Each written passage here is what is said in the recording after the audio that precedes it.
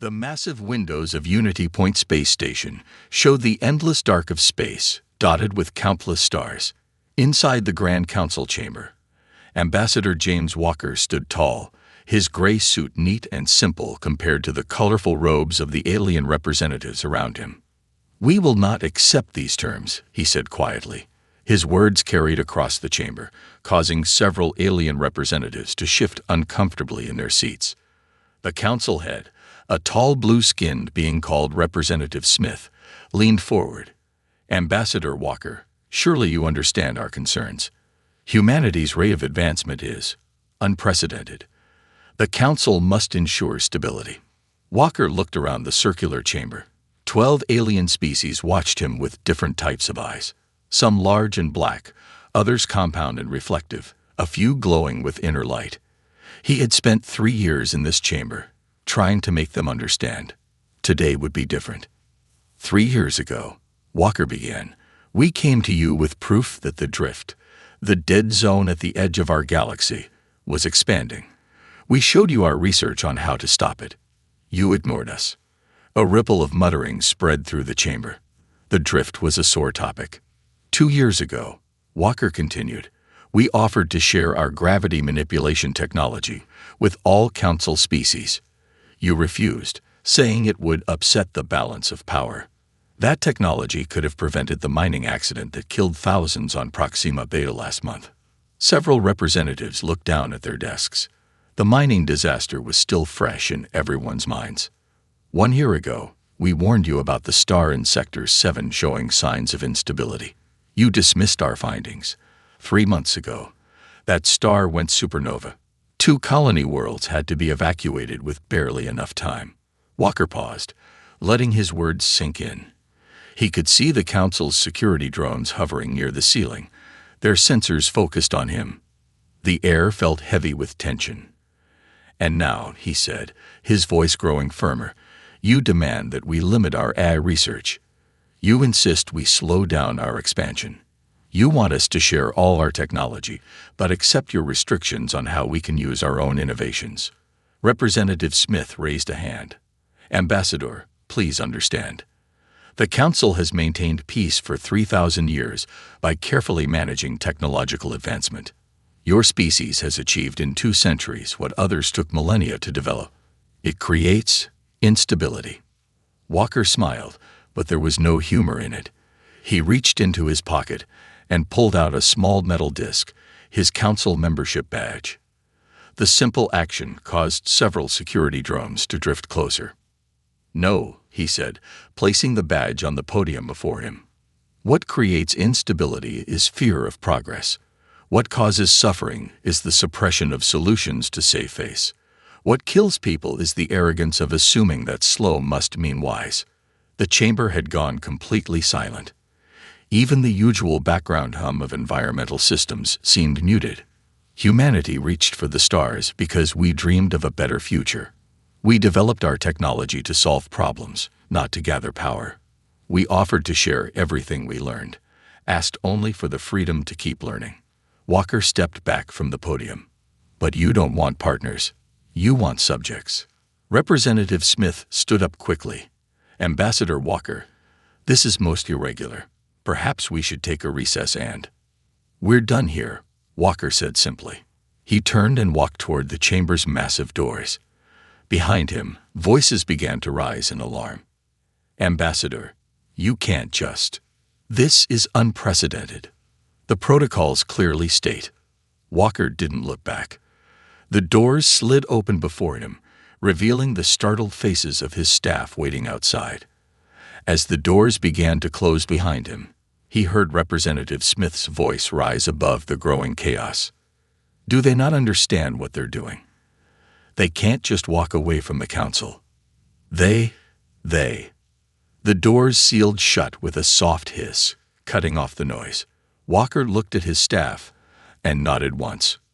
"Send the signal," he said quietly. "Initiate Protocol Omega. Humanity is going its own way."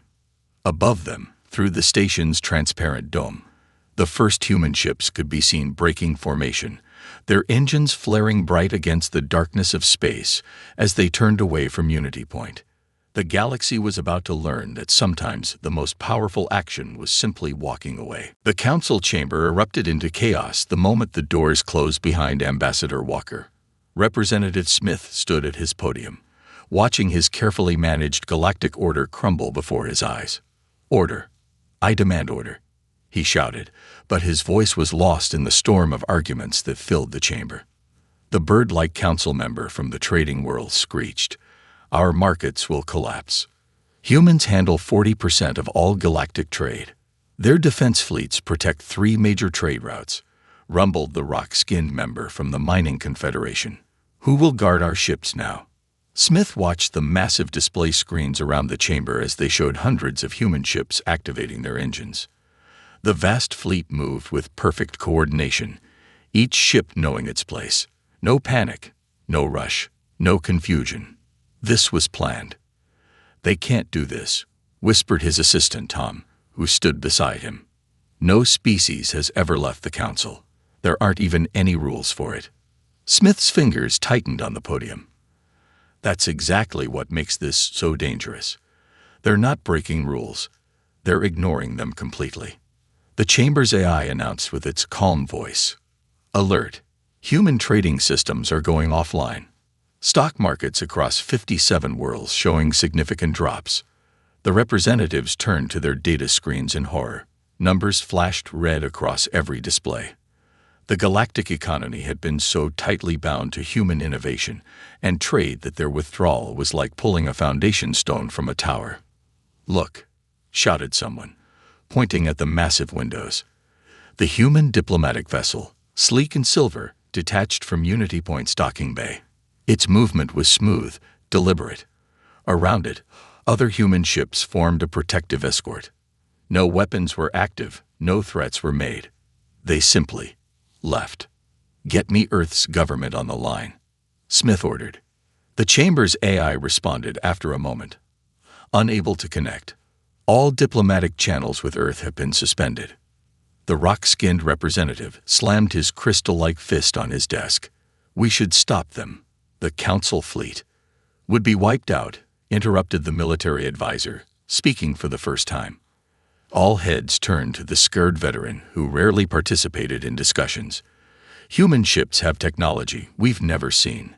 Half our advanced weapons are human-made. We'd be starting a fight we couldn't win." Smith watched another screen showing reports flooding in from across the galaxy.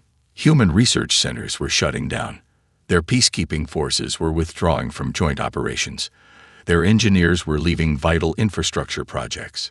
"They're not just leaving," he realized aloud. "They're taking their whole civilization with them. Everything they built, everything they maintain, everyone who works for them." The trading world's representative fluttered in distress. "The new medical facilities on my world, they're staffed entirely by human doctors. Who will run them now?" Similar cries began to rise from other representatives as they received reports from their homeworlds. Projects halted, systems failing, markets crashing, centuries of progress beginning to unravel in hours. Smith's assistant looked up from his data pad, face pale. "Sir, we're getting word that some of the younger council races are questioning their membership. They're saying if humans can leave." "Get me any human official," Smith ordered. "Anyone at all."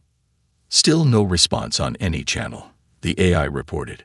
"However, I am receiving an automated message from Earth." "Play it." A simple text message appeared on the main screen. "Humanity thanks the Galactic Council for 3 centuries of cooperation. We will now pursue our own path. Our borders remain open to peaceful trade and scientific exchange with individual species under new treaties to be negotiated directly. Farewell." Smith sank into his chair as the council chamber descended further into panic around him. Through the windows, he watched the last human ships vanish into fold space, leaving only stars behind. "What have we done?" he whispered to himself. "What have we done?" Admiral Thompson stood in Earth Defense Command's main control room, watching the massive wall of screens before him. Each screen showed human ships breaking away from different parts of council space, all moving with perfect precision. "Operation Walkaway is proceeding exactly as planned," his second-in-command, Captain Rogers reported. All ships report green status. No Council interference detected. Thompson nodded slowly. 5 years of secret preparation were paying off. Every ship knew its role. Every crew understood their part. Humanity had hoped they would never need this plan, but they had made sure they were ready. "What's the status of the Mars shipyards?" Thompson asked. "Already switched to independent power," Rogers replied. "The new fusion cores are online. Production continues at full capacity." Another officer spoke up from her station. "Sir, we're getting reports from our colonies. All 37 worlds have activated their shield systems. Our borders are secure." Thompson allowed himself a small smile. The Council had never known about the planetary shields. They had never known about a lot of things. Humanity had learned long ago to keep their best technology hidden. On the main screen, a map showed human space glowing bright blue against the darkness. It wasn't the largest territory in the galaxy, but it was the most efficiently used. Every world connected by instant transport gates. Every resource carefully managed. Every citizen protected by technology the Council had never imagined. "Message from Earth government," an AI voice announced. "The President is ready to address the people." The screen switched to show the President standing at her desk in the Oval Office. Her face was calm as she looked into the camera. "Citizens of Earth and all human worlds," she began. "Today we have left the Galactic Council. This decision was not made lightly, but it was made with absolute certainty." Thompson watched the speech continue, knowing similar scenes were playing out across human space. They had practiced this too, keeping people calm, explaining the reasons, showing that everything was under control. "Sir," Rogers said quietly, "we're picking up increased Council fleet activity at their border stations." "Let them watch," Thompson replied. "They'll soon learn that their sensors can't penetrate our space anymore." Another little surprise we kept to ourselves. The control room hummed with activity as reports continued to flow in. Trade ships docking safely at human ports. Research stations switching to secure networks. Defense platforms moving into final positions. "Admiral," a young officer called out, "we're getting requests from some of the younger Council races. They want to maintain trade relations outside of Council control." Thompson nodded. They had expected this. Some of the newer species had always been more friendly to humans, more open to new ideas. They would be good partners in the new age that was coming. "Message from Ambassador Walker," Rogers announced. "He's aboard his ship and heading home." His exact words are, "It felt damn good to walk away." A quiet chuckle ran through the control room. Everyone there understood that feeling. For too long, humanity had watched the Council hold back progress. For too long, they had seen solutions ignored and help rejected. Now they were free to move forward at their own pace. "Sir," another officer reported, "all human citizens have been accounted for. The evacuation of Council space is complete. No one left behind." Thompson looked at the screens again, at the streams of data showing everything going according to plan. Humanity had learned something important in their centuries among the stars. Sometimes the strongest position was being ready to walk away. "Send word to all commands," he ordered. "Phase 1 is complete. Begin Phase 2. We build our future our way." Around him, the control room crew worked with quiet efficiency, each person knowing that they were part of something historic. Humanity wasn't just leaving the Council, they were proving they had outgrown it. And somewhere out in Council space, old powers were about to learn just how much they had depended on the species they had tried to hold back. 1 week after humanity's departure, the trading world of Blue Haven felt the first real shock. The massive transport gates that had moved ships across their system suddenly shut down. No warning, no explanation. They just stopped working. "What do you mean we can't fix them?"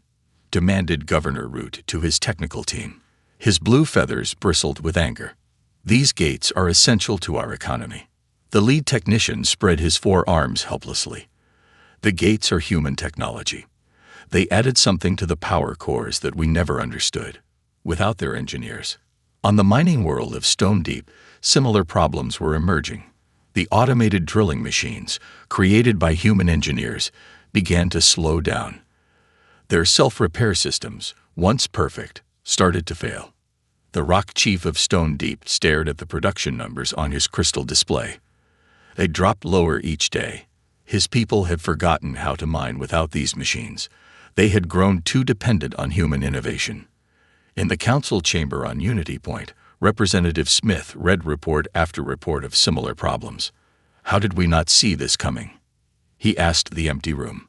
His assistant Tom entered with more bad news. Sir, the Trade Federation of New Worlds has just announced they're leaving the council. They've already signed independent treaties with Earth. Smith's head snapped up. They can't do that. The council laws mean nothing to them now, Tom finished quietly. They say humanity has shown there's another way. Across council space, the pattern repeated. Systems failed, trade slowed, and younger species began to question the old order.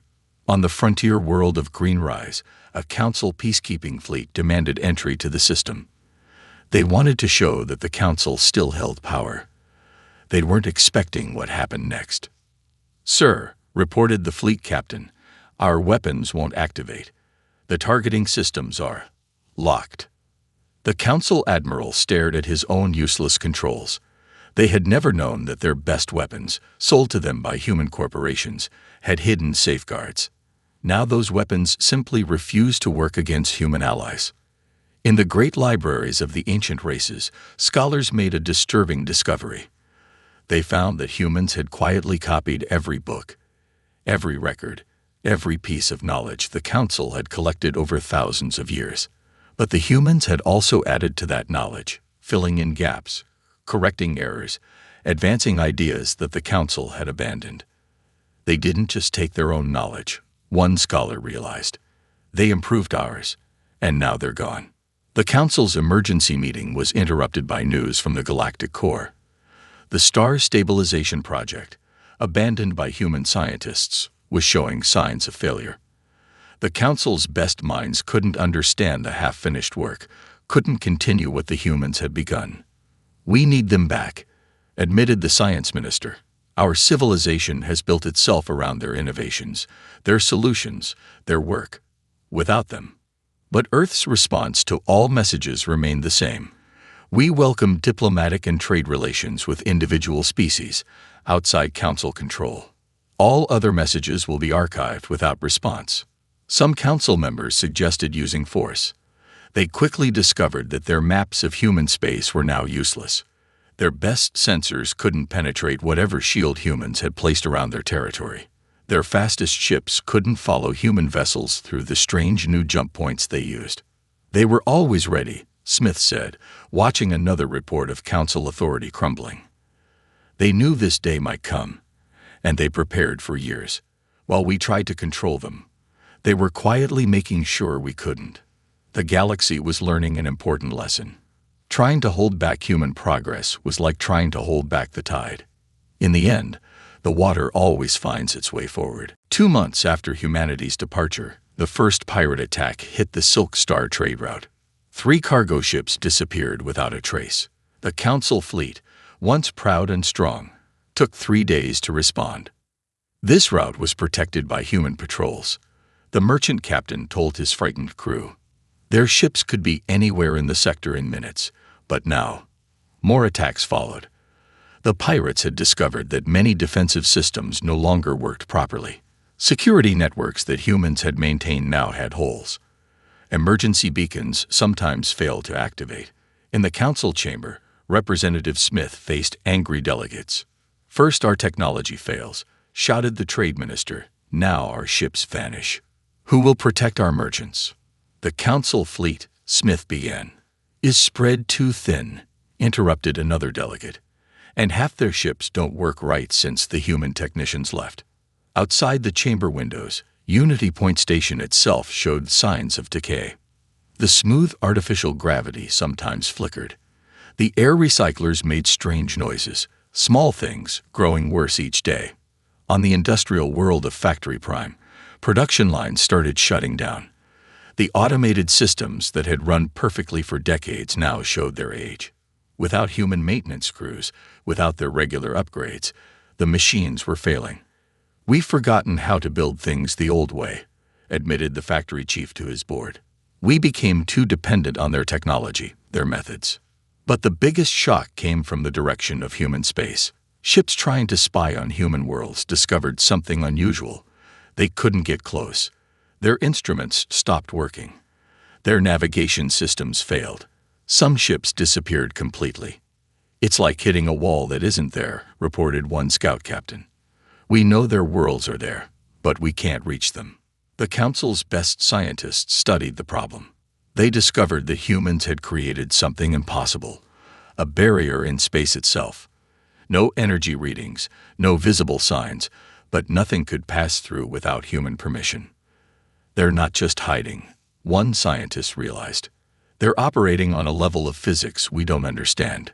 More young species began breaking away from the Council.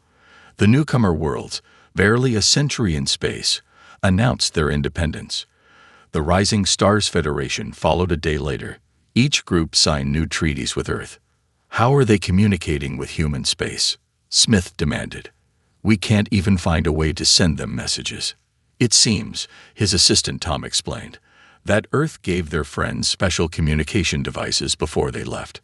They planned for everything." The Council's attempts to show strength backfired. When they sent ships to pressure a breakaway world, those ships found their weapons systems locked. When they tried to impose trade sanctions, they discovered that human-designed banking systems no longer processed their commands. In desperation, some Council members tried to reverse-engineer human technology. They failed. What looked simple on the surface contained principles they couldn't grasp. Even successful copies didn't work quite right, missing some hidden element that humans had never revealed. "We thought we were letting them develop under our control," Smith said during a private meeting. "But they were so far ahead of us, we couldn't even see it." Reports kept coming. Pirates growing bolder, trade routes becoming dangerous, colonial worlds struggling without human support. The Council's power, built over thousands of years, was crumbling in months. The final insult came when the Council discovered that several of their most secret research projects had been compromised. Not by spies or theft, but because key parts of the work had been quietly done by human scientists. Without them, years of progress became useless. "They didn't need to fight us," Tom observed, watching another angry delegation storm out of the Council chamber. "They just had to walk away and let us see how much we needed them." The galaxy was learning that real power wasn't about control. It was about competence, and humanity had proven they had plenty of that. 3 months after humanity's departure, the Council made its biggest mistake. They decided to show their strength with a military operation against Earth. Representative Smith watched from Unity Point as the largest fleet in Council history gathered. 10,000 ships, reported Admiral Vale, his scaled skin gleaming under the station lights. The combined might of all remaining Council races. Earth will have to listen now. Smith wasn't so sure. Something about this felt wrong. Have we considered that humanity might have expected this? They're just one species. Vale dismissed the concern. No matter how advanced, they can't stand against the United Council. The massive fleet made an impressive sight as it moved into formation. Ships of every Council race joined together, stretching out into space like a metal cloud. Their mission: force humanity back under Council control. They never reached human space. Halfway to Earth, every ship in the fleet suddenly stopped. Their engines died. Their weapons went dark. Their communications fell silent. 10,000 ships hung helpless in space. Then a single human ship appeared, just one regular-sized patrol vessel. Its message was simple: the Council fleet has entered restricted space. Their systems have been temporarily disabled. They have 1 hour to turn back before their life support shuts down too. Admiral Vale raged from his flagship. "Impossible. How can they control our ships? We checked everything for human technology." The answer came from an unexpected source. A young engineer spoke up from her console. "Sir, they didn't need to add anything. They designed most of our engines in the first place. They built the base technology that everything else runs on. They just never told us about the off switch. The mighty Council fleet had no choice. They turned back. Their pride hurt more than their ships, but the lesson wasn't over. When they returned to Council space, they found things had changed. The younger races had taken advantage of their absence. Half the remaining Council members had declared independence while the fleet was away. In an emergency Council session, the truth finally sank in. We never controlled them. Smith said to the quiet chamber. We never even understood them. Humanity gave us what they wanted us to have, showed us what they wanted us to see, and kept their real power hidden. Reports from across the galaxy painted a clear picture. Human space was thriving. Their worlds were protected by technology the Council couldn't understand. Their ships used drive systems that left Council vessels looking primitive. Their colonies were expanding, their trade was growing, and their former allies were benefiting from new technologies humans had kept in reserve. Message from Earth, announced the chamber's eye. On the main screen, Ambassador Walker appeared. He looked exactly as he had the day he walked out, calm and composed. The Council's attempt to enter human space has been noted, he said simply. We trust this demonstration has made our position clear. We remain open to establishing new diplomatic relations as equals, not subjects. The choice is yours. The screen went dark, leaving the Council members in stunned silence. They could have destroyed our fleet, Tom whispered to Smith. They could have let our life support fail. They could have taken control of every piece of their technology in Council space and shut us down completely. Smith nodded slowly. But they didn't, because this wasn't about proving they could beat us. It was about proving they didn't need us at all. In the following days, the Council learned of other things humans had kept hidden. Medical technologies that could have saved millions, clean energy systems that would have ended resource wars, faster-than-light drives that made their best ships look slow. All this time, Smith said, looking out at the stars, we thought we were being generous by letting humanity develop under our guidance. We never realized we were the ones being left behind. The Council had finally understood. They hadn't been dealing with a young, rising species. They had been trying to control a giant that had simply been too polite to show its full strength. 6 months after humanity's departure, the Grand Council chamber looked very different. Where once 12 species had ruled the galaxy, now only 5 remained. The others had either declared independence or signed direct treaties with Earth. Representative Smith stood at his podium, but this time he wasn't leading the session. Instead, he was preparing to welcome a guest. Ambassador Walker has agreed to hear our proposal, he told the remaining Council members. Remember, we're not in a position to make demands anymore. The chamber doors opened, and Walker entered. He looked exactly the same as the day he had walked out, but now he moved with an even quieter confidence. Behind him came representatives from 20 former Council worlds, all of them now independent allies of Earth. Welcome back to Unity Point, Smith said, though I suspect it's we who should be requesting welcome from you now. Walker smiled slightly. The station's systems have been running below optimal efficiency. Our engineers could restore them, if you'd like. Everyone knew this was more than just talk about station maintenance. It was about the future of galactic civilization itself. We have a proposal, Smith said. The Council admits its errors. We acknowledge humanity's right to develop freely. We request a new beginning, not as rulers and subjects, but as equals. Walker listened quietly as Smith outlined the new structure. No more central control, no more restricted technology, no more artificial limits on progress. Instead, a forum for cooperation, with each species free to develop at its own pace. Interesting, Walker said when Smith finished. But why should humanity return at all? We're doing quite well on our own. The answer came from an unexpected source. The youngest remaining Council member, barely a century in space, spoke up. Because you understand something we're only now learning, she said. Real strength isn't in controlling others. It's in helping them grow. Walker turned to her, genuinely interested. Go on. You could have crashed our economies completely. You could have shut down all our human-made technology. You could have left us helpless. But you didn't.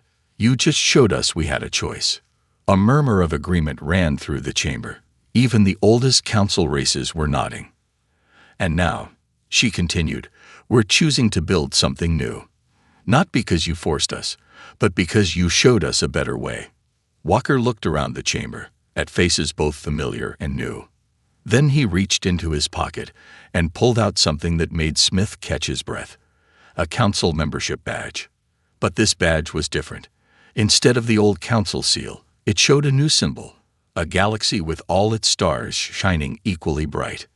Earth has discussed your proposal, Walker said. We agree on one condition.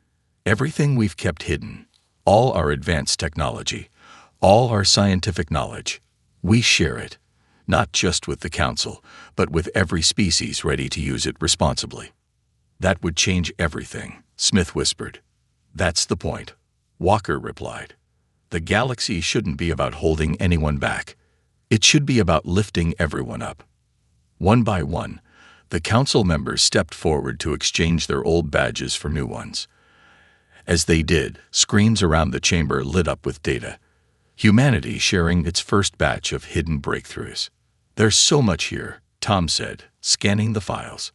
Medical cures, clean energy, faster ships, better defenses. You had solutions for almost everything. We did, Walker agreed. We were just waiting for the galaxy to be ready to use them wisely. Smith looked out the chamber windows at the stars. Already, human ships were arriving to help upgrade Unity Point systems. In spite of everything, they had never stopped wanting to help. Welcome home, he said to Walker. Or perhaps we should say, welcome to the future. The galaxy was entering a new age.